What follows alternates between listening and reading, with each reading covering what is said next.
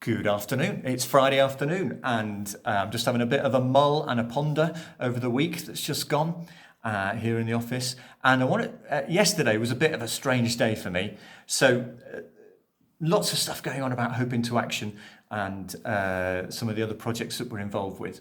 And then my neighbour from across the road, the old lady from across the road, calls up and says, "I've got a pigeon stuck in my netting, broad beam netting, and I wonder if you could come and help." Hero to the rescue. Here we go. I can do this. Forgetting, of course, A, that I'm squeamish, and B, that I've never ever done anything like this before. Get across there, and this poor bird has its wing all tangled up in this plastic netting. And really, what are we going to do? Anyway, courage, Alistair. Got hold of the pigeon, held it very gently. Found myself even talking to it, say, "It's okay, be calm." And definitely lots of praying going on. And then, without the aid of glasses, which wasn't the best idea, trying to snip away the plastic from around its wing. Heaven be praised, we got there in the end and released it from the netting, and it waddled away, and I don't really know what's going to happen to it. And I immediately feel a bit queasy because you know what I'm like with blood and stuff like that anyway. It was released.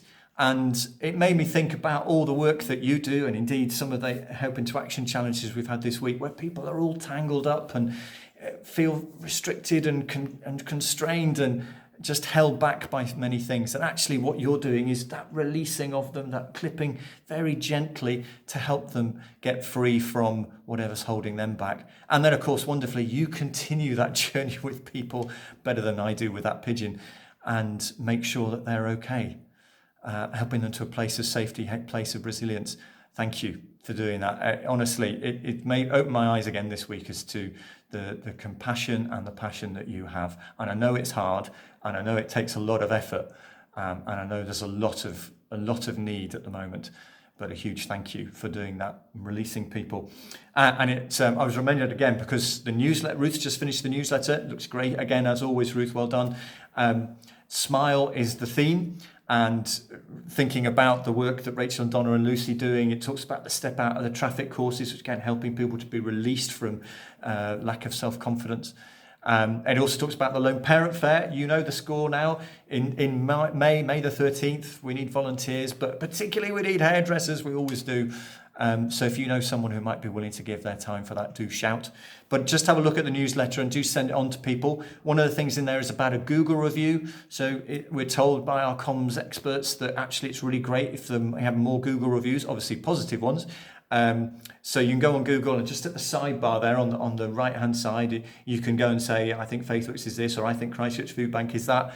And you know that'll help the standing of all our different projects in Google, and make it easier for people to find us, which is good.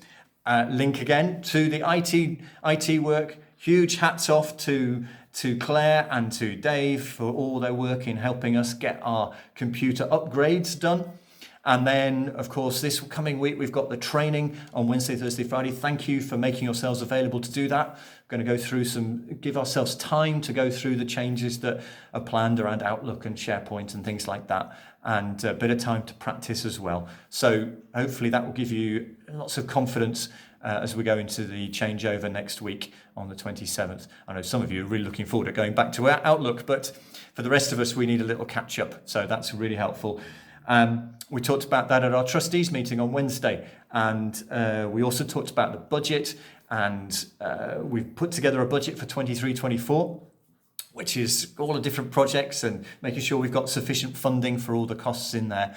And 2 or 3 of the things we're looking at is where we want to get multi-year funding for some of the projects that are a bit harder to work on. So in Smile, that means we're putting in a bid to the lottery for 2 or 3 year funding.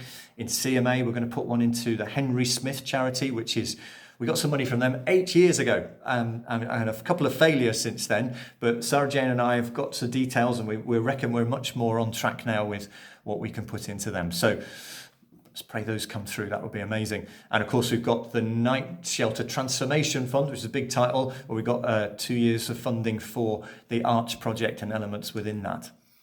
So we want to get all our grant funding sorted, and thank you, Sarah Jane, for just finding really creative places. She came up with a charity called the Britford Bridge charity last week. Never heard of it, but we fit really well because it's got a Dorset element to it.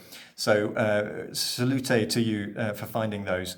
And the other thing we talked about at the trustees meeting is Karen Todd has been our chair for the last year and a half. She's stepping down because she's travelling a lot and is not so much within the area. She's going to stay on as trustee, which is brilliant. Karen, thank you so much for stepping into the breach after Ian Bromelow finished as chair. Really appreciate your help. And Neil Stevens is going to take up the chair challenge. And Neil has been one of our safeguarding trustees and has got massive experience across charity work as well.